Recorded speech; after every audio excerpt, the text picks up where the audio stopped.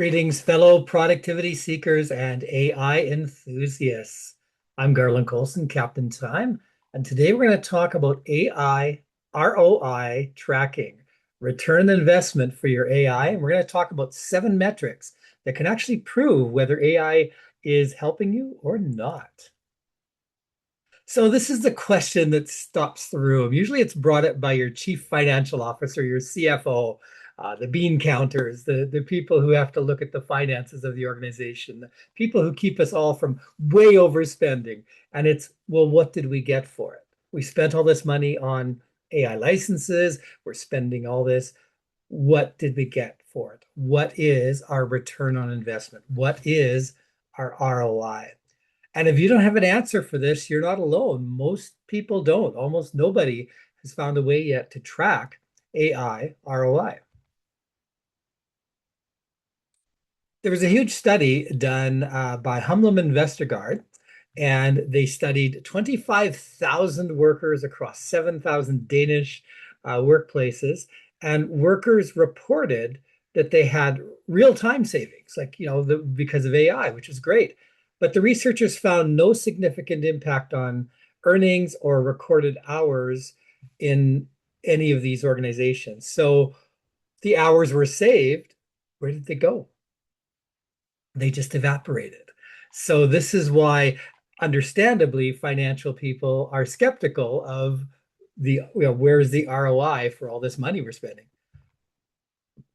So the hours were saved, and I believe the people reporting that it saved them time. It was there, but then it was just absorbed into the rest of the work that goes on, into meetings, email, busy work, all the other work that they had to do. And so you can't measure backwards. So the problem we have is most of us didn't measure our work before AI. So how do we measure it after? Because this makes it a difficulty. So yes, if we're able to do something 3 times quicker, that's fantastic, but we didn't measure before, so we don't have those hard numbers. So it's very important, if possible, to be measuring how long the task takes without AI and then afterwards with.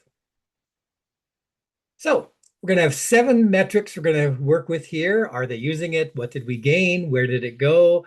And one of these metrics is the one almost nobody is tracking right now.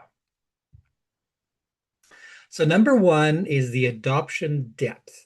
Are they using AI on real work or just asking the odd question now and then? So how many of their tasks are being used there?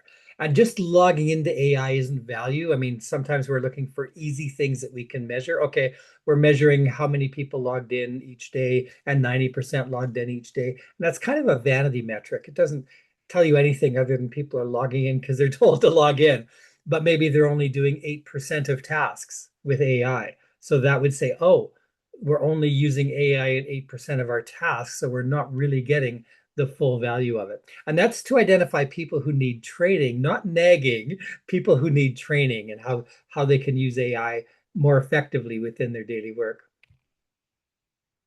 Metric number 2 is how much time is saved per task.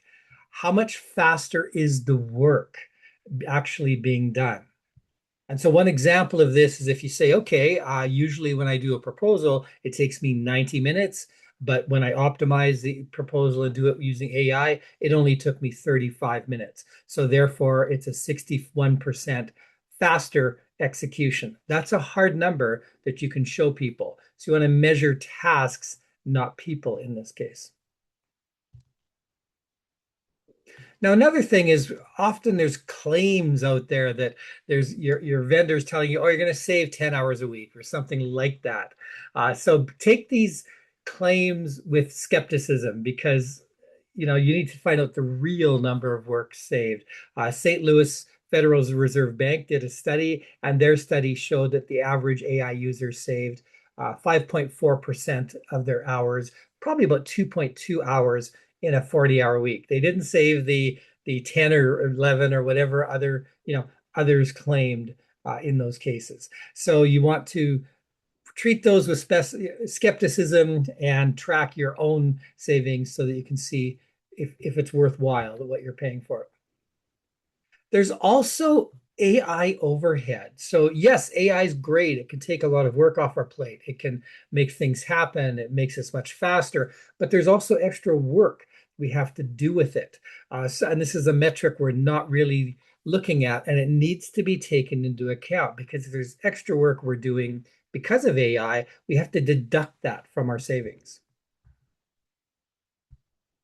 And so people are reporting that there's brand new AI tasks, reviewing, prompting, checking to make sure that what's coming out is correct. And you're bot sitting and essentially making sure that the AI is doing what it's supposed to do.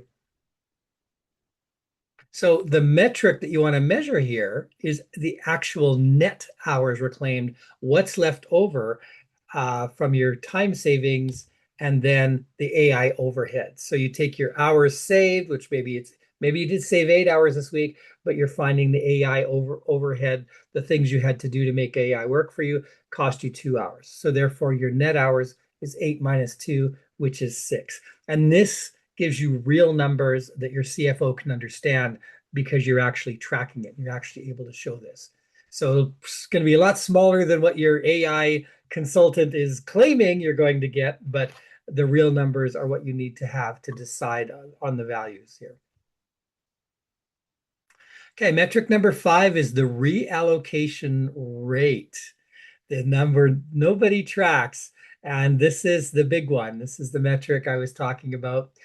So it's kind of what's happening to those hours that we're saving, what's going to happen to them, and what's the benefit of those hours. So unplanned time is worth 0 if you save 8 hours a week. Where are those hours going to land? That's the key thing here. So you will want to say, okay, did it go back into high value work? Did we just do more meetings because we had more time, right? So did we just have more time working on email and busy work that we didn't bring AI in to help us with the email and the busy work? So this unplanned time is worth 0. If you're going to save 4 hours, 6 hours a week, you need to find something useful, something valuable to reinvest those 4 hours those 6 hours into.